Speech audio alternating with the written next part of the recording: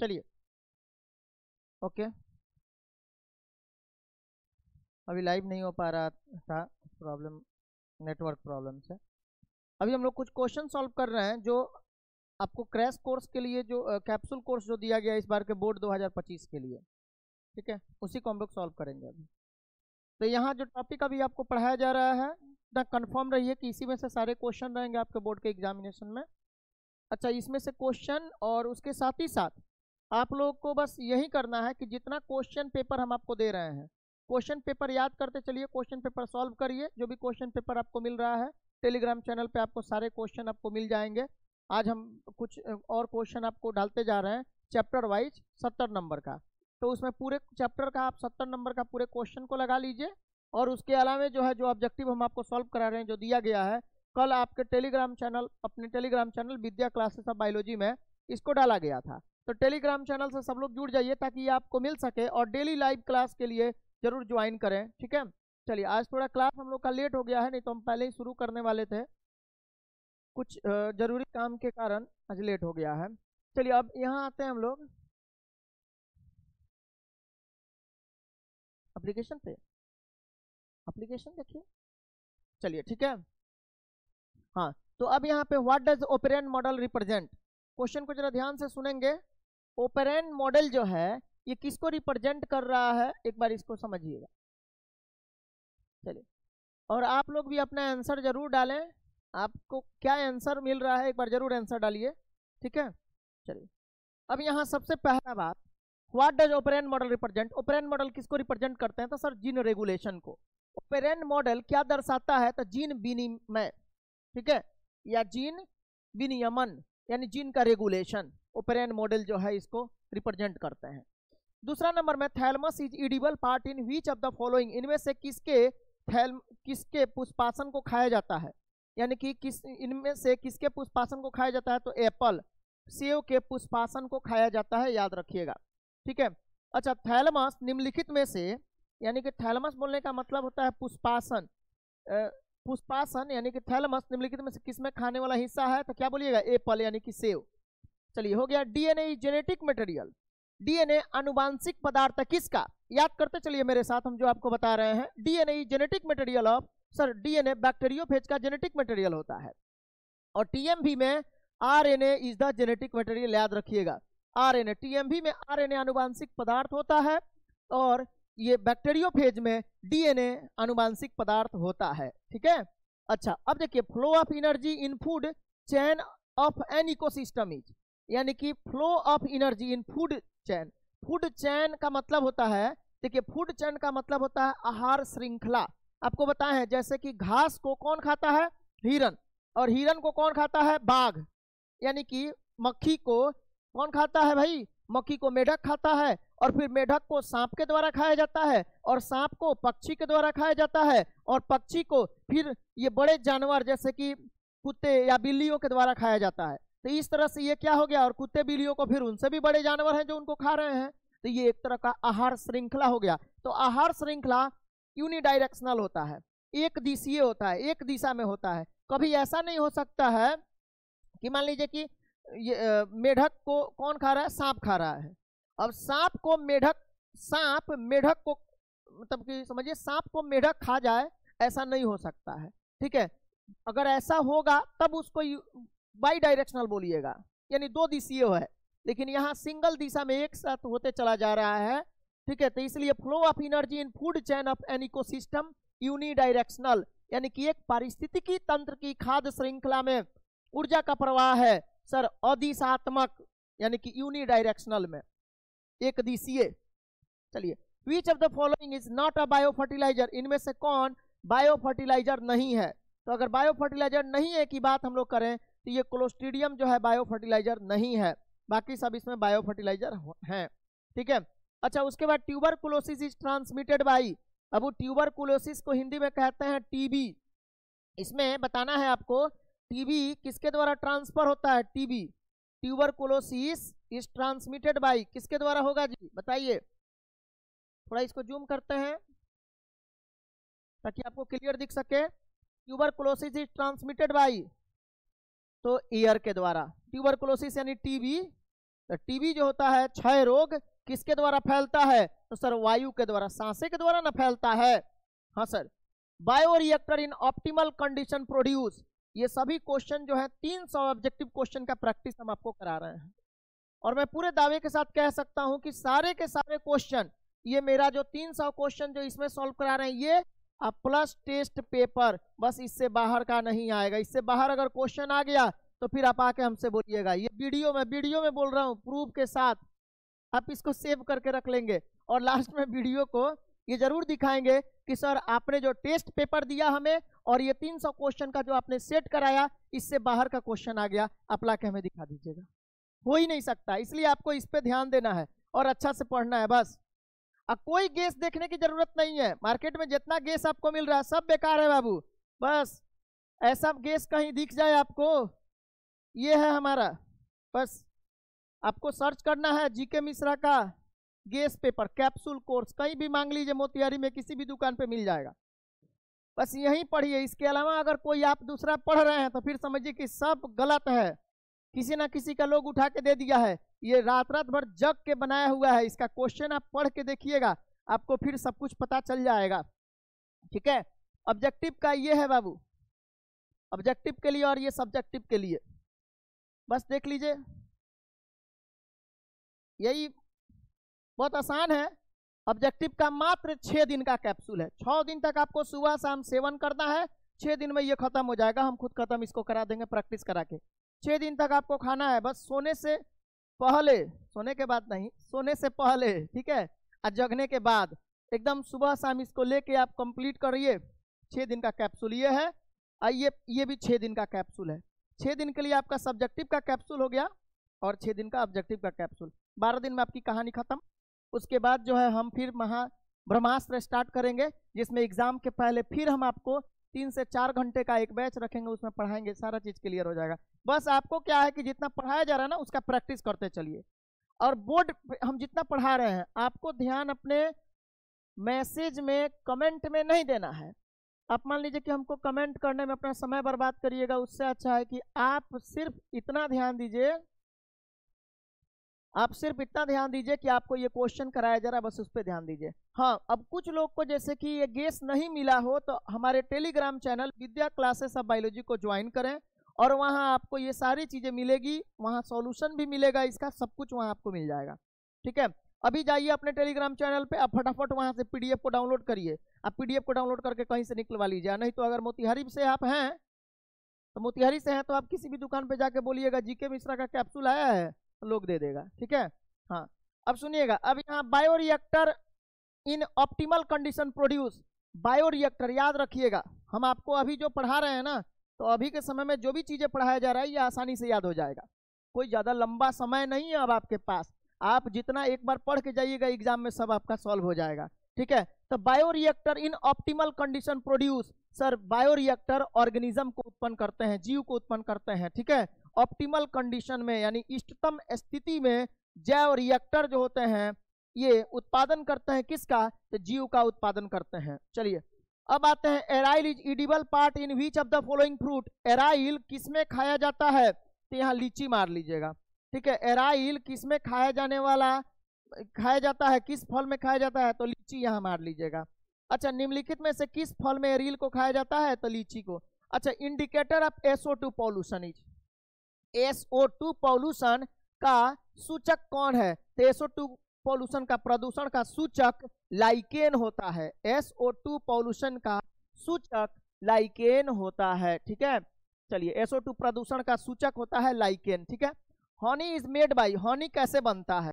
तो sir honey is made by, honey is made by किसके द्वारा? तो सर वर्कर हनी बी, कार्यकर्ता मधुमक्खी, ये होती है मादा, कार्यकर्ता मधुमक्खी जो है ये स्टेराइल होती है, नपुंसक होती है, अपने संतान को उत्पन्न नहीं कर सकती। तो फीमेल वर्कर हनी बी, कार्यकर्ता मधुमक्खी जो होती है, इसी के द्वारा हनी यानी शहद का निर्माण होता है। चलिए नेक्स्ट क्वेश्चन में आइए, which disease is found in, which disease is found in hen, मुर्गी में, जो आप मुर्गा मुर्गी खाते हैं, मुर्गी में कौन सा बीमारी होता है? मुर्गी में कौन सा बीमारी होता है? अच्छा और जूम करें, अब तो दिख रहा होना, दिखना चाहिए अब। चलिए, मुर्गी में कौन सा बीमारी होता है सर? मुर्गी में ये रानीखेत होता है, याद रखिएगा, रानीखेत, रानीखेत होता है, देखिएगा ना, उसमें बीमार घाव हो जाता है। अच्छा, चिकन कॉलेरा, कॉलेरा सिर्फ नहीं होगा बाबू, चिकन कॉलेरा होता, ठीक है, तो इसलिए रानीखेत इसमें टिक आउट कर लीजिएगा आप लोग। मुर्गी में रानीखेत होता है। ये गर्दन पे देखिएगा ना, छोटा छोटा घाव जैसे निकल जाता है। बहुत दुकान वाले बोलते हैं कि अरे कुछ नहीं है, चोट लगा हुआ है, खाइए ना, ले जाइए, खाइए, बीमारी आप ही को ना होगा, कौन हमको होने वाला है। तो उस समय में आप ध्यान रखें कि जब भी अगर आप मुर्गा मुर्गी खरीदने जा रहे हैं तो कहीं से भी अगर चोट लगा हुआ दिख रहा है, मतलब उनके हिसाब से चोट लगा हुआ है। आप कैसे सोच सकते हैं चोट लगा हुआ है? अगर मान लीजिए कि किसी का हाथ पकड़ के पत्थर से तोड़ दिया जाए, और तोड़ के ऐसे ही छोड़ दिया जाएगा, इसमें कीड़ा नहीं लगेगा, इन्फेक्शन हो जाएगा। तो मुर्गा मुर्गी में क्या कीड़ा नहीं लगा हुआ है, वो तो सड़ गया है। अब आप चेक थोड़े करते हैं कि उसको एड्स हुआ है कि कॉलेरा हुआ है, चिकन कॉलेरा, या फिर उसको न्यूमोनिया पकड़ लिया है, क्या हुआ है, या कोरोना पकड़ लिया है। तो बिना चेक किए हुए लेते हैं तो कम से कम देख के लीजिए कि एकदम फ्रेश होना चाहिए। कहीं भी थोड़ा भी अगर दाग लगा हुआ है, हरे रंग का, रेड कलर का कोई भी दाग है, पूरा मत लीजिए, छोड़ दीजिए, उसमें से मत लीजिए। आप लोग क्या करते हैं, बोलते हैं भैया ठीक है आधा काट दीजिए, आधा की तरफ से दीजिए ना, आधा फेंक दीजिए। वो खुद ही दुकानदार कहता है ठीक है आधा हटा दे रहे हैं, ठीक है। चलिए, तो इसमें से रानीखेत, याद रखिएगा, रानीखेत। अच्छा, the floor of idli and dosa is made by the use of which microbe, यानी किस सूक्ष्म जीव के उपयोग से, किस सूक्ष्म जीव के मदद से इडली और डोसे के आटे को, फ्लोर को तैयार किया जाता है। अच्छा, तो किसके द्वारा जी? तो सर ईस्ट के द्वारा, यानी कि खमीर के द्वारा, सॉरी खमीर नहीं ना होगा, बैक्टीरिया होगा, बैक्टीरिया होगा। Floor of idli and dosa, याद रखिएगा, हाँ बैक्टीरिया होगा बाबू, नहीं ईस्ट नहीं मारिए, इसमें ईस्ट नहीं होगा, गलती से निकल गया था। Floor of idli and dosa है ना, इडली और डोसा के आटे को किसके द्वारा तैयार किया जाता है, किस सूक्ष्म जीव के द्वारा? तो आप क्या मारिएगा सर? इसमें बैक्टीरिया के द्वारा, यानी कि जीवाणु के द्वारा। अच्छा, नेक्स्ट क्वेश्चन पे आते हैं। नेक्स्ट क्वेश्चन है अपना, जैसे कि अगला क्वेश्चन है agarose, agarose gel, agarose gel है, तो एगारोज जेल किससे प्राप्त किया जाता है?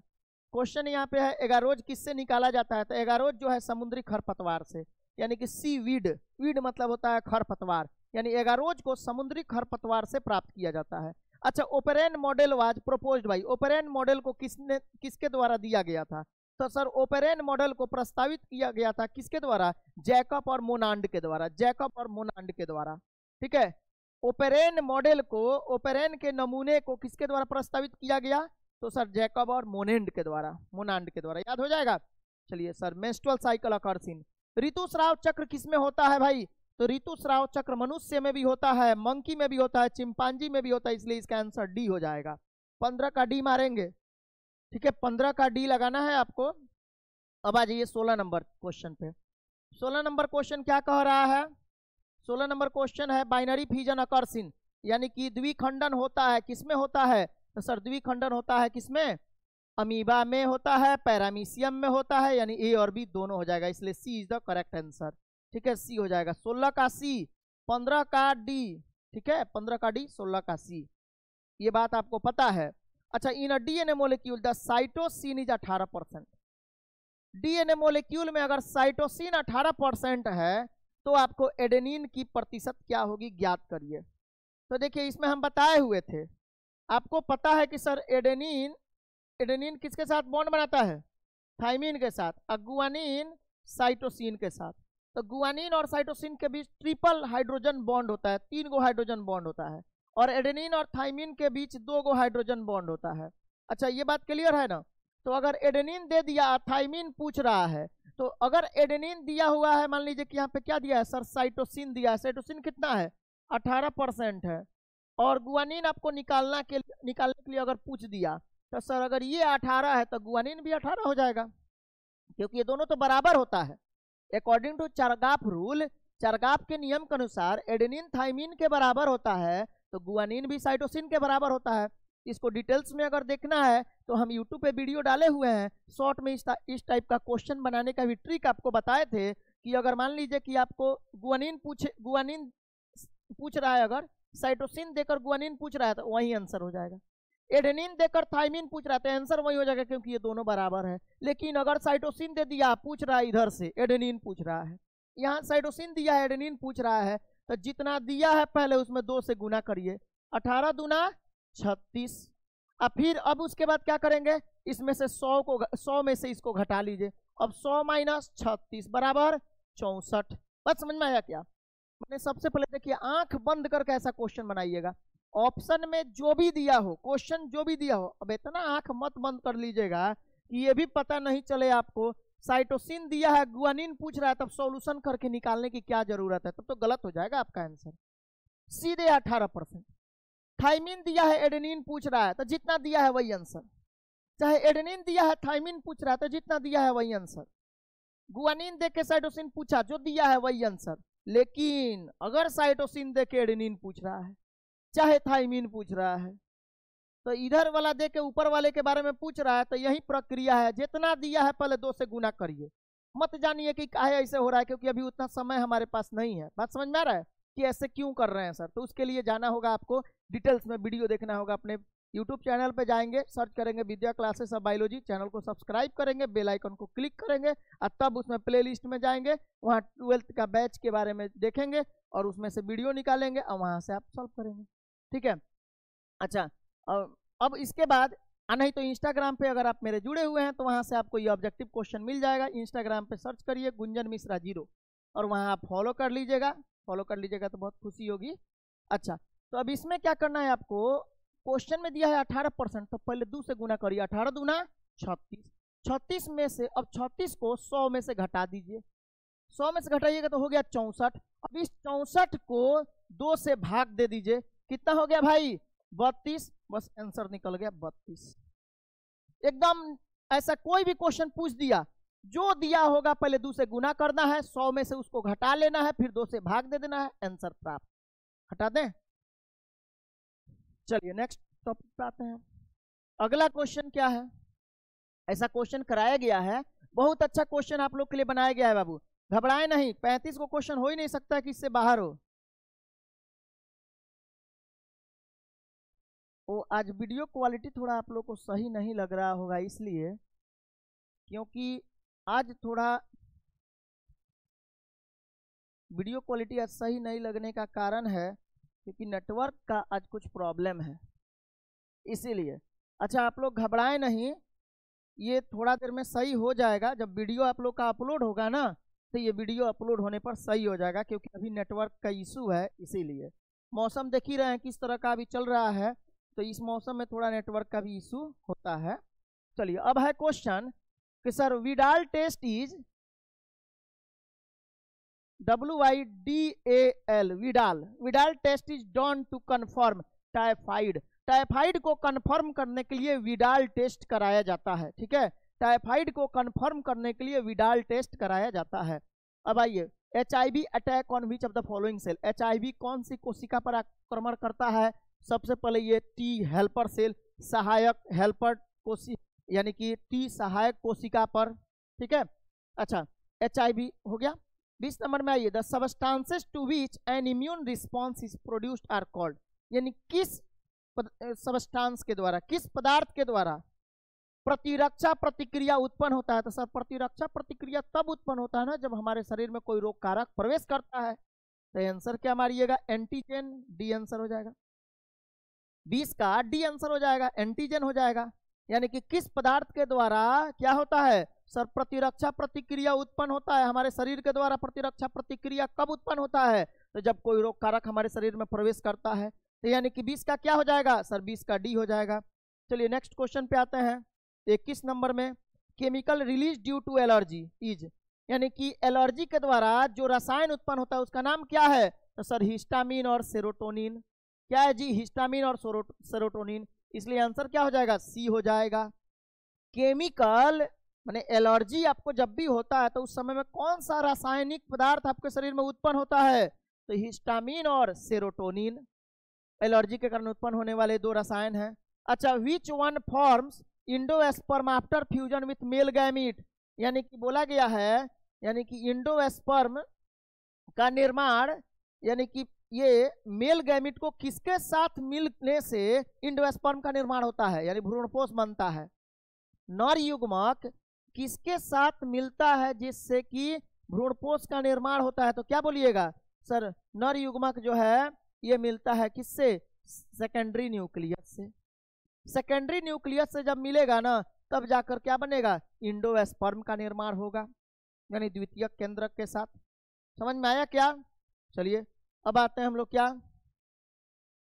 अब आते हैं one gene pair hides the effect of another gene pair.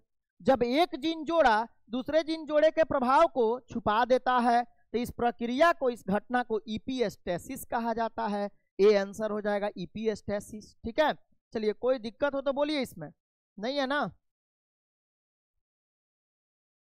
चलिए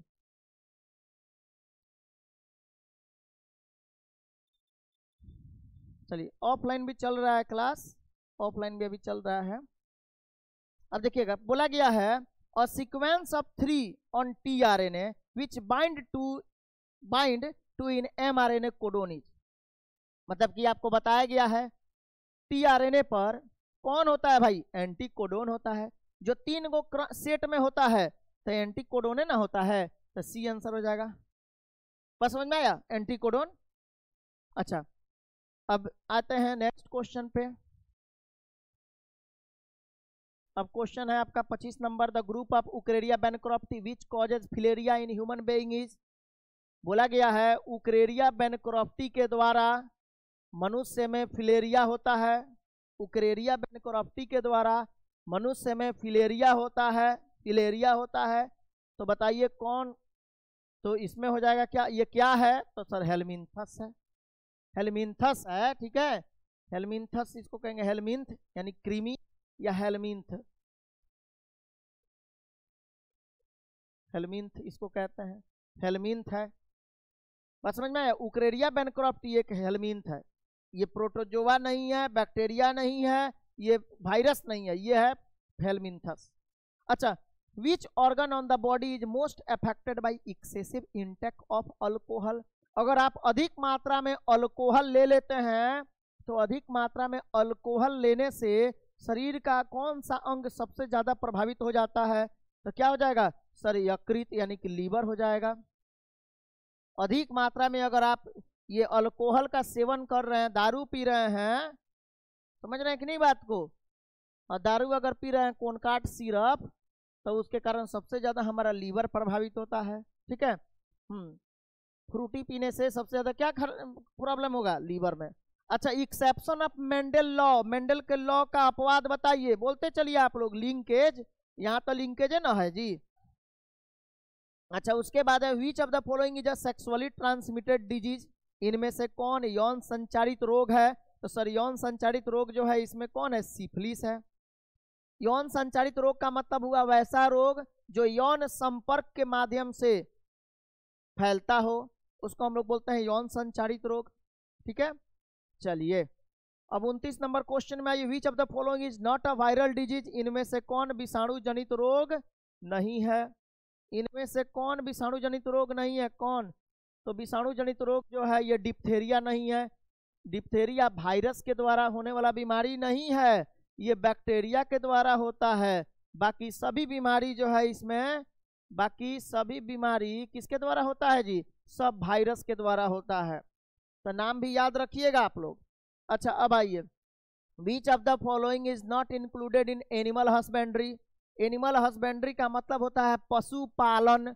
पशुपालन में कौन शामिल नहीं है, यानी किसका पालन पोषण नहीं करता है मनुष्य, यानी किसको पशुपालन में उपयोग नहीं किया जाता है। तो पशुपालन में उपयोग नहीं किया जाता है किसका, तो सर ये जैविक खेती पशुपालन के अंतर्गत थोड़े आएगा। पशुपालन में हम मधुमक्खी का पालन, बी कीपिंग करते हैं। पोल्ट्री फार्मिंग, मुर्गा का पालन करते हैं, मुर्गा मुर्गी का यानी कुक्कुट पालन, या फिर फिश फार्मिंग, मछली का पालन करते हैं। तब पालन तो हम इसका ना करेंगे जी, हम ऑर्गेनिक खेती यानी ऑर्गेनिक फार्मिंग कोई पशुपालन में थोड़ी आता है। पशुपालन में होता है पशुधन के वृद्धि के लिए, पशुधन के वृद्धि के लिए पशुओं का पालन पोषण करना, जिसके द्वारा मनुष्य अपने उपयोग के लिए उपयोगी पदार्थों को निर्माण करता हो या उत्पादन करता हो। जैसे आप गाय भैंस को क्यों रखते हैं, ताकि ये अपने उपयोग के लिए गाय भैंस का पालन पोषण करते हैं, उसे प्रजनन कराते हैं, इसलिए ताकि उनकी संख्याएं बढ़े। संख्या बढ़कर क्या होगा, ताकि उससे आपको अपने उपयोगी पदार्थ उत्पन्न हो, जैसे घी, दूध, पनीर ये सब मिल सके, मुर्गी का पालन करते हैं, अंडा मिल सके, मुर्गा मिल सके, बस समझ में आया, मीट मिल सके, इसके लिए। अच्छा अब सुनिएगा, who among the following is not related with microbiology, इनमें से कौन माइक्रोबायोलॉजी से संबंधित नहीं है, संबंध नहीं रखते हैं? स्टीफन हेल्स, स्टेफन हेल्स, स्टेफन हेल्स जो हैं ये माइक्रोबायोलॉजी यानी कि सूक्ष्म जीव विज्ञान से संबंध नहीं रखते हैं, ठीक है। चलिए 32 नंबर क्वेश्चन में आइए, anticodon are found in, anticodon पाया जाता है, कहाँ पाया जाएगा? अभी तो क्वेश्चन बनाए हैं आप एंटीकोडोन टाइप का, थोड़ा अलग क्वेश्चन था, लेकिन क्वेश्चन में बात बता दिया था ये कि आपसे क्वेश्चन बन जाए सर टीआरएनए पर, ठीक है। कहाँ पाया जाएगा जी? सर टीआरएनए पर एंटीकोडोन पाए जाते हैं, कहाँ? तो एंटीकोडोन पाए जाते हैं टीआरएनए पर, बी आंसर हो जाएगा। एंटीकोडोन कहाँ पाए जाएंगे? तो सर एंटीकोडोन टीआरएनए पर पाए जाएंगे। मेंडल प्रपोज किए थे, मेंडल ने किसका प्रपोज किया था, यानी मेंडल ने किसको प्रस्तावित किया था भाई? तो मेंडल जो है सर लॉ ऑफ इनहेरिटेंस यानी कि आनुवंशिकता का नियम या वंशानुक्रम का नियम दिए थे। Law of segregation is also known as, यानी पृथक्करण के नियम को किस रूप में जाना जाता है? तो law of purity of gametes यानी युग्मकों की शुद्धता का नियम। क्लियर है? चलिए जल्दी जल्दी आते हैं फिर 35 नंबर में, which of the following factor is important in the formation of new species, इनमें से कौन सा कारक नए प्रजातियों के निर्माण के लिए महत्वपूर्ण है? इनमें से कौन सा कारक नए प्रजातियों के निर्माण के लिए महत्वपूर्ण है? तो कौन हो जाएगा जी? हाँ इसमें से कौन हो जाएगा बताइए? सर कंटिन्यूअस वेरिएशन यानी कि सतत विभिन्नताएं, लगातार विभिन्नता के होने के कारण, लगातार वेरिएशन होने के कारण क्या होगा? नए प्रजातियों की उत्पत्ति होगी। चलिए आगे बढ़े हम लोग। अच्छा उसके बाद आते हैं सर इकिडना क्या है? तो इकिडना 36 नंबर क्वेश्चन में आइए, पूछा गया इकिडना क्या है, तो क्या बताइएगा? सर इकिडना कहाँ गया? इज अ कनेक्टिंग लिंक, यह एक संयोजन कड़ी है, संयोजन कड़ी है, ठीक है, कनेक्टिंग लिंक है। 36 का ए हो जाएगा, कनेक्टिंग लिंक है। अच्छा एक मिनट रुकिए, एक मिनट रुक जाइए। बच्चा का क्या कहना है? एक बच्चे का क्वेश्चन है, sir which of the following factor is important in the formation of new species, यानी इनमें से कौन सा कारक नए प्रजातियों के निर्माण के लिए महत्वपूर्ण है? तो बच्चे का कहना है सर आइसोलेशन नहीं होगा, आइसोलेशन पृथक्करण और एक कंटिन्यूअस वेरिएशन।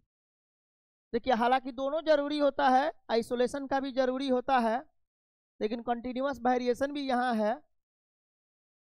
ये विभिन्नताएं तो उत्पन्न होती है, यानी कि म्यूटेशन के कारण भी नए प्रजाति उत्पन्न होते हैं, लेकिन यहाँ पे एक काम करिए, इसको सुधार लीजिए जरा, हाँ इसको सुधार ही लीजिए बाबू, ठीक है। आप आइसोलेशन यहाँ ज्यादा सटीक आंसर हो जाएगा, आइसोलेशन, आप आइसोलेशन को ही लगाइए, पृथक्करण, ठीक है। आइसोलेशन, आइसोलेशन के कारण ये जो है, ये आइसोलेशन एक फैक्टर है जो नए प्रजातियों के निर्माण में सबसे महत्वपूर्ण है, यही लिखिएगा। हालांकि कंटिन्यूअस वेरिएशन के कारण भी होता है, समझ में आया, या म्यूटेशन के कारण, उत्परिवर्तन के कारण भी नए प्रजाति का निर्माण होता है। उत्परिवर्तन होगा तो क्या होगा? इससे चेंजिंग तो आएगा, बदलाव होगा। लगातार विभिन्नताएं अगर हो रहा है तो नए नए प्रजाति उत्पन्न होंगे, लेकिन इसमें से सबसे महत्वपूर्ण कारक की अगर बात किया जाए तो उसमें सबसे पहला हम लोग रैंकिंग अलगाव का देंगे, आइसोलेशन का देंगे। हम आइसोलेशन नहीं पढ़े थे, ठीक है, हम ये दोनों के बारे में सोच कर ही टिक आउट कर दिए, इसलिए आइसोलेशन को टिक आउट करिए, सही है वो, ठीक है, थैंक यू। ओके आगे बढ़े अब हम लोग। हाँ सर इकिडना पता चला? सर इकिडना जो है ना एक कनेक्टिंग लिंक है, क्वेश्चन पूछा गया है ये आपके बोर्ड में, तो इस पे ध्यान दीजिएगा। इसमें जितना भी आपको है, सबसे पहला मेरा प्रधान काम जानते हैं क्या है? प्रीवियस ईयर के हर टॉपिक को कवर करना। प्रीवियस ईयर में पूछे हुए हर क्वेश्चन को पहले कवर करने का हमारा जिम्मेदारी है, तो इसलिए हम लोग अभी जितना भी क्वेश्चन बना रहे हैं इसमें कोई ऐसा क्वेश्चन नहीं होगा, मतलब कि ऐसा कोई भी क्वेश्चन आपका प्रीवियस ईयर में अभी तक नहीं है जो छूट गया हो, सब इसमें आ जाएगा, सब पूछा हुआ है, सब है। तो इसलिए आप इसको सिर्फ कवर कर लें तो समझिए कि आपका प्रीवियस ईयर का पूछा हुआ जितना भी है सारा का सारा क्वेश्चन इसमें ऑलरेडी है, तो आपको कहीं देखने की जरूरत नहीं है, किसी गेस्ट पेपर को पढ़ने की जरूरत नहीं है। मेरा गेस्ट पेपर पढ़िए और उसके बाद आपको जो हम टेस्ट पेपर दे रहे हैं ना, उसको पढ़िए। टेस्ट पेपर का भी सॉल्यूशन दिन में हम 12 बजे कराना शुरू कर रहे हैं आपको, ताकि वो वहां से आप कंप्लीट करते चलिए। अब आइए, डोडो क्या है? डोडो एक क्या है भाई? डोडो सर एक्सटिंक्ट स्पीसीज है, विलुप्त प्रजाति है। डोडो एक विलुप्त प्रजाति है।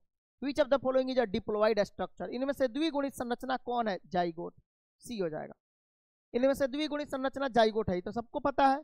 Which one is hydrophytic plant? इनमें से हाइड्रोफाइटिक प्लांट, यानी कि हाइड्रोफाइटिक का मतलब होता है जलीय पौधा, कौन सा है? तो ट्रैपा।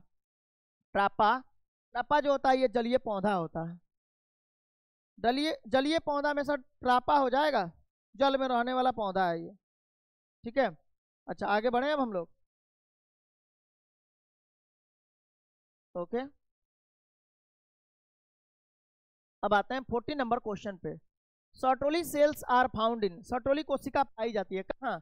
तो सर सर्टोली कोशिका पाया जाता है टेस्टिस में। सर्टोली कोशिका टेस्टिस में पाया जाता है। अच्छा, उसके बाद number of chromosome in human male, human male में 44 + XY होता है। राइनो सेंचुरी कहाँ पाया जाता है? असम में पाया जाता है। राइनो सेंचुरी जो होता है, राइनो अभयारण्य कहाँ पाया जाएगा? असम में। बायोगैस कंटेंट, बायोगैस में शामिल होता है, बायोगैस में सर कार्बन डाइऑक्साइड भी होता है, H2 हाइड्रोजन गैस भी होता है, मीथेन गैस भी होता है, यानी ऑल ऑफ दीज। 43 का डी मारेंगे। समझते चलिए, बस याद करते चलिए साथ साथ इसको, ठीक है। अब तक चैनल को सब्सक्राइब नहीं किया तो चैनल को पहले तो सब्सक्राइब कर लें। चलिए आगे बढ़े। In which stage does crossing over take place? इनमें से किस अवस्था में क्रॉसिंग ओवर होता है? क्रॉसिंग ओवर किस में होगा भाई? पैकेटीन अवस्था में। पैकेटीन याद रखिएगा, क्रॉसिंग ओवर पैकेटीन में होता है, सीधे याद करना है, क्रॉसिंग ओवर पैकेटीन अवस्था में होता है। आगे बढ़े हम लोग। PCR is use to detect? PCR का उपयोग करके हम लोग HIV को भी पता लगा सकते हैं, और हम इसके साथ ही साथ कैंसर का भी पता लगा सकते हैं। लेकिन अगर देखा जाए तो कैंसर का पता इसके द्वारा हम बहुत कम ही लगाते हैं, पीसीआर के द्वारा। हम ज्यादा से ज्यादा इसमें HIV का पता लगाते हैं। HIV का सटीक पता हम लगा सकते हैं पीसीआर के द्वारा। बस समझ में आया? सटीक पता लगा सकते हैं, तो इसलिए इसका आंसर HIV पे ही जाता है। फर्स्ट प्रायोरिटी HIV पे जाता है पीसीआर का, और दूसरा आप पूछते तब कैंसर पे जाता। लेकिन जब दोनों दिया है तो हम लोग को देखना होगा प्रायोरिटी किसका जाएगा। चलिए, every living cells of plant can give rise to the whole plant? मतलब कि समझ लीजिए कि एक पौधा के छोटे से भाग के द्वारा पूरे के पूरे पौधे का जो निर्माण होता है ऊतक संवर्धन में, टिश्यू कल्चर में, तो उस छोटे से पौधे को क्या बोलते हैं? टोटीपोटेंसी, पूर्ण सशक्ता। हिंदी में इसको कहते हैं पूर्ण सशक्ता, टोटीपोटेंसी, ठीक है। तो याद रखिएगा, यानी कि पौधे की हर जीवित कोशिका पूरे पौधे को जन्म दे सकती है। प्रत्येक जीवित कोशिका, लिविंग सेल, छोटा छोटा कोशिका, कोशिका समझ रहे हैं ना, बहुत छोटा भाग हो गया सर। इसी को तो माइक्रो प्रोपागेशन कहते हैं, सूक्ष्म प्रवर्धन या टिश्यू कल्चर, यानी टिश्यू के द्वारा, ऊतक के द्वारा नए पौधे का उत्पादन करना, संरक्षण करना, ठीक है, ऊतक संवर्धन करना, सॉरी। तो इसको हम लोग बोलेंगे टोटीपोटेंसी के नाम से जानते हैं। पौधे के छोटे से भाग के द्वारा पूरे पौधे का निर्माण टोटीपोटेंसी कहलाता है, ठीक है। चलिए अब आते हैं यहाँ पे, what is the ploidy level of chromosome in endosperm of angiospermic plant? भाई याद रखेंगे इस बात को, बहुत बच्चे गलती करके आएंगे। एंजियोस्पर्मिक पौधा में अगर पूछा है तो 3N मारिएगा, यानी इंडोस्पर्म, इंडोस्पर्म जो है, इंडोस्पर्म भ्रूणपोष। अगर मान लीजिए कि ये नहीं दिया हुआ है कि भ्रूणपोष की प्लोइडी पूछ रही है सिर्फ आपसे, अगर भ्रूणपोष की गुणसूत्रता पूछ रहा है, N होगा कि 2N होगा, सॉरी N होगा कि 3N होगा, तो आप 3N मारिएगा। लेकिन अगर नाम ले लिया, अगर पूछ दिया कि जिम्नोस्पर्म के इंडोस्पर्म की प्लोइडी बताइए, जिम्नोस्पर्म के इंडोस्पर्म की प्लोइडी, तब आप वहां पे N मारिएगा। याद रहेगा ना? ये याद तो रहेगा, ये मैंने क्या बताया?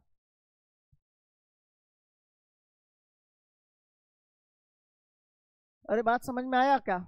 जिम्नोस्पर्म का अगर इंडोस्पर्म पूछा तब N होगा, और अगर एंजियोस्पर्म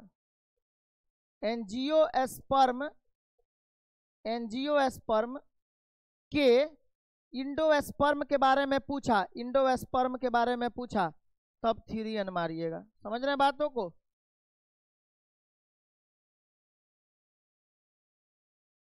नज हेलो, क्या पूछ रहे हैं भाई? नजरे आलम, नजरे आलम बाबू का कहना है कि एन नहीं होगा। अरे होगा भाई, एन नहीं होगा काहे? होगा, हम कह रहे हैं होगा, आप कह रहे हैं नहीं होगा। ऐसे कैसे चलेगा जी? देखिए सुनिएगा, यहाँ क्या बोला गया है कि इंडोएस्पर्म, हम क्या बोले, इंडोएस्पर्म भ्रूणपोष।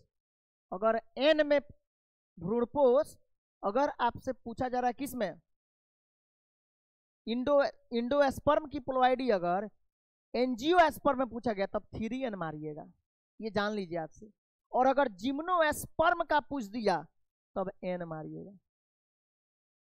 पहले एंजियोस्पर्म जिम्नोस्पर्म तो पता है ना, जब पौधे को 5 भागों में बांटा गया है, डिवीजन में बांटा गया है, जैसे अलगी, ब्रायोफाइटस, टेरिडोफाइटस, जिम्नोस्पर्म और एंजियोस्पर्म। तो जिम्नोस्पर्म में n, एंजियोस्पर्म में 3n, क्या होगा? तो इंडोस्पर्म भ्रूणपोष। ठीक है, तो एंजियोस्पर्म में भ्रूणपोष की गुणसूत्रता 3n होता है, और जिम्नोस्पर्म में भ्रूणपोष की गुणसूत्रता n होता है। और अगर कुछ नहीं दिया है, सिर्फ पूछ रहा है इंडोस्पर्म की गुणसूत्रता, तो केवल 3n मारिएगा। अब क्लियर है बाबू? नजरे आलम जी बोलिए, बोलिए भाई, कहाँ रह गए? एक बार कह दीजिए ना, समझ में आ गया तो अच्छा लगेगा। चलिए, when offspring is formed by single parent it is called as, okay चलिए थैंक यू, बहुत बढ़िया। जब संतान की उत्पत्ति एकल जनक के द्वारा हो तो उसे क्या कहते हैं? अलैंगिक जनन कहते हैं। प्रीवियस ईयर में पूछा हुआ है इसलिए आ गया इसमें, हालांकि पहले से भी आप लोग ऐसा क्वेश्चन सॉल्व किए हैं। ठीक है, तो जब संतान की उत्पत्ति एकल जनक के द्वारा हो तो उसे अलैंगिक जनन कहा जाता है। अब कोई डाउट किसी को? नहीं होना चाहिए। चलिए थैंक यू, बहुत बढ़िया कि डाउट नहीं हुआ। अब आते हैं हम लोग नेक्स्ट टॉपिक पे। अच्छा, कुछ क्वेश्चन का रील्स जो है आपको मिल जाएगा कहाँ से? अपने इंस्टाग्राम से। ठीक है, क्वेश्चन का रील आपको वहाँ मिलेगा, जो ऑब्जेक्टिव में बताए हैं तरीका उसका। 1 से 2 मिनट का समय आपको देना है, एक रील्स को देख लेना है। 1 से 2 मिनट भी नहीं है, उससे भी कम है। ठीक है, चलिए अब यहाँ आते हैं। What is the number of chromosome present in human gamete? मानव युग्मकों में उपस्थित गुणसूत्रों की संख्या होती है। मानव के युग्मक में, गैमिट में 23 क्रोमोजोम। अब मानव में पूछता तब 46 क्रोमोजोम। बात समझ में आया?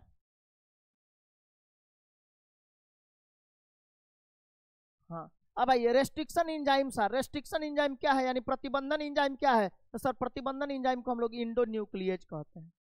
प्रतिबंधन एंजाइम इंडोन्यूक्लियेज होता है, इंडोन्यूक्लियेज रेस्ट्रिक्शन एंजाइम होता है। ठीक है, तो ये इंडोन्यूक्लियेज हो जाएगा। ठीक है, चलिए अब उसके बाद जो है, बाकी इसके अलावा क्वेश्चन जो है हम लोग नेक्स्ट टॉपिक, नेक्स्ट क्लास में करेंगे। आज के लिए इतना ही क्वेश्चन हम लोग रहने देते हैं, क्योंकि हमें 50-50 क्वेश्चन का ही डोज चाहिए। 50-50 क्वेश्चन का ही कैप्सूल लीजिए अभी।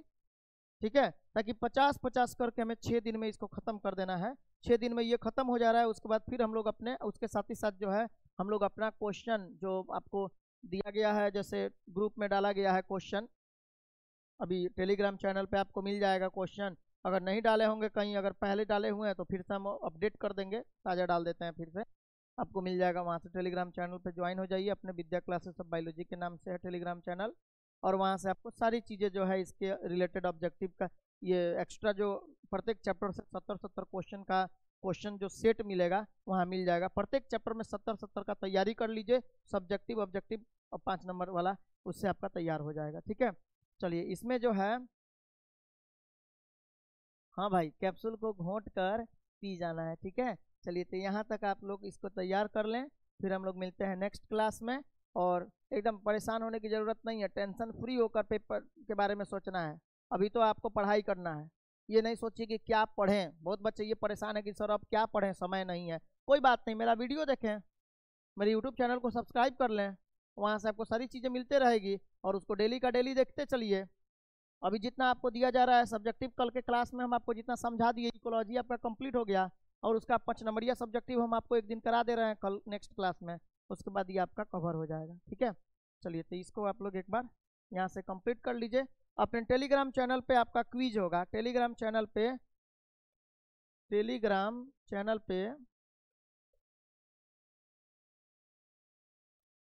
क्विज होगा डेली 8 PM में, आप इसको जरूर ज्वाइन करें। टेलीग्राम चैनल पे डेली क्विज होगा जिसमें ऑब्जेक्टिव क्वेश्चन रहेगा, और ऑब्जेक्टिव क्वेश्चन कोई अलग से नहीं रहेगा, इसी सब में से रहेगा आपका स्पीड जांचने के लिए कि आपको कितना कंप्लीट आपने किया है और कितना जल्दी से जल्दी आप क्वेश्चन को सॉल्व कर रहे हैं। ठीक है, अच्छा, तो ये आप जरूर टेलीग्राम चैनल पे क्विज के लिए जरूर तैयार हो जाइए। इसमें से भी रहेगा क्वेश्चन ताकि आपका प्रैक्टिस भी होते रहेगा, और इसके अलावा भी क्वेश्चन रहेंगे जिसको आप बनाते चलेंगे, देखते चलेंगे, नए नए क्वेश्चन मिलेंगे, फिर उसका आंसर सॉल्यूशन आपको भेज दिया जाएगा। ठीक है, तो इसी तरह से आप लोग यहाँ तक पढ़ें, और सब्जेक्टिव में जो दिया गया है तब तक आप उसे याद कर लें। 5 नंबर वाला जो है सब्जेक्टिव आपको हम बहुत जल्द कोशिश कर रहे हैं कि आज 5 नंबर वाला सब्जेक्टिव को आज रात तक रेडी करके आपको भेज दिया जाए, वो भी आपको मिल जाएगा। तब तक के लिए यहाँ तक आप पढ़कर कंप्लीट करें इसे, फिर हम लोग मिलते हैं नेक्स्ट क्लास में। ठीक है, चलिए बाकी जो भी है आपको हम मैसेज के द्वारा अपडेट करते रहेंगे। Okay, thank you.